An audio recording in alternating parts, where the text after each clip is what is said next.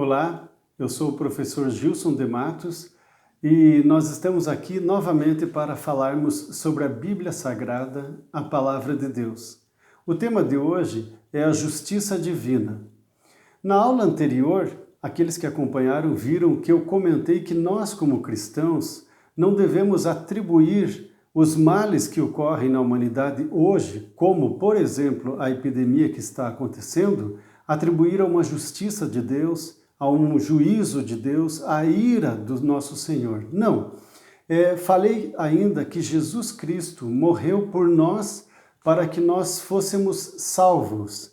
E este nós não se trata apenas da minha pessoa, da tua pessoa, daquele que está numa igreja evangélica ou apenas daquele que está na igreja católica, mas todo aquele que reconhece Jesus Cristo e aceita a sua doação na cruz do Calvário, este é digno de receber a salvação, não por seus atos, mas pela misericórdia que Deus derramou sobre as nossas vidas através do sacrifício de Jesus.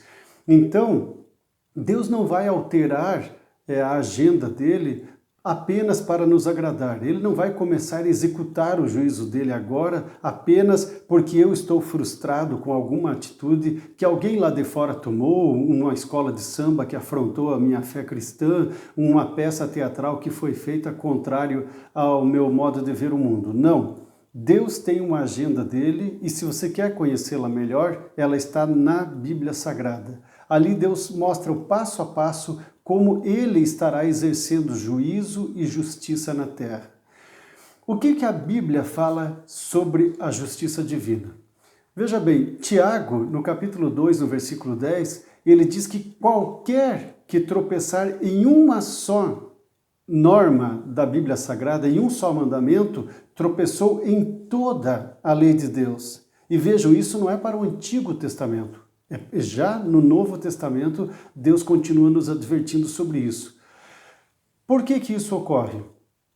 Porque o homem caído, Adão, através dele, o pecado entrou no mundo e me atingiu. Mesmo que eu não queira, eu já estou atingido pelo pecado e você e toda a humanidade está atingido pelo pecado. Então nós não temos como escapar mais disso. Nós somos fruto de Adão e nessa condição não temos a menor chance de escolha, já nascemos em pecado. Veja que no Gênesis capítulo 2, versículo 17, Deus disse a Adão, por causa da tua desobediência, maldita é a terra. O planeta Terra e tudo que nele há ficou amaldiçoado por causa do pecado e de um só pecado cometido pelo homem. Então não significa se eu cometer 10 pecados ou 1000 pecados, eu serei ou não serei salvo. Eu só sou salvo pelo sangue de Jesus Cristo lá na cruz do Calvário. Em Romanos capítulo 5, versículo 12, Paulo escreve dizendo que por um só homem, Adão, que me representa lá no Éden e representa você também, por um só homem, o pecado entrou na terra e com ele a morte. Interessante, né? Mas observe, temos uma solução. Perante Deus, misericórdia, juízo e justiça caminham juntas. Isso está lá no livro de Jeremias, no capítulo 9 e no versículo 24. Então nós vemos que a palavra de Deus vai nos indicando o caminho para resolvermos o problema que nós temos, que é a condenação eterna. Deus sempre aponta para nós uma solução. Tiago, capítulo 2, versículo 13, diz a palavra de Deus que a misericórdia triunfa sobre o juízo. Senão, nós todos estaríamos muito encrencados. E como Deus demonstra a sua misericórdia? Nós vemos a palavra de Deus em 2 Coríntios, capítulo 5, versículo 19, que em Cristo Jesus, Deus reconciliou a humanidade, reconciliou o homem caído, não imputando-lhe mais os seus pecados. Todo aquele que olha para a cruz e reconhece o sacrifício de Jesus como suficiente para a salvação da sua alma, está perdoado.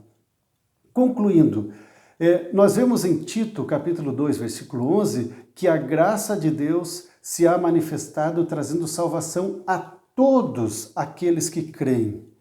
Vejam bem, Isaías, capítulo 53, a palavra de Deus já nos advertia lá atrás. 700 anos antes de Cristo, ela dizia que todos nós, eu, você, a humanidade toda, estávamos desgarrados como ovelhas sem pastor.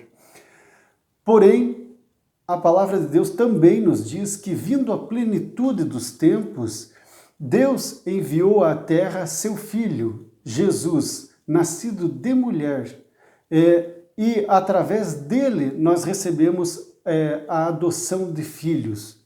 Hoje nós podemos ser considerados filhos de Deus se reconhecermos o sacrifício de Cristo. Então a justiça de Deus para nós que estamos salvos através do sangue do Cordeiro, ela sempre é realizada através de Cristo Jesus.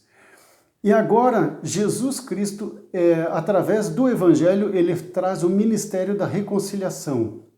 Ele nos convida dizendo que Deus amou o mundo de tal maneira que deu o seu Filho unigênito para que todo aquele que nele crê não pereça, mas tenha vida eterna. Então, agora, professor, já posso pecar, posso aprontar, posso ficar à vontade, uma vez que eu vim para Cristo e Ele levou sobre si todas as minhas iniquidades? Não é bem assim. Na próxima aula nós vamos falar a segunda parte deste ensino sobre a justiça divina e daí vamos ver que o pecado na vida cristã ele é apenas um tropeço. O nosso alvo deve ser a perfeição. Mesmo que não sejamos perfeitos, devemos lutar sempre por ter uma vida em santidade aos pés de Cristo Jesus.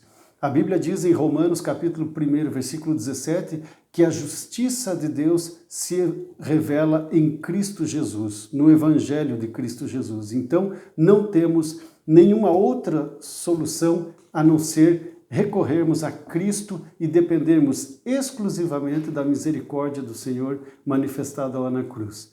Passarão os céus e a terra, mas as minhas palavras, disse Jesus, jamais passarão. Fique na paz do Senhor.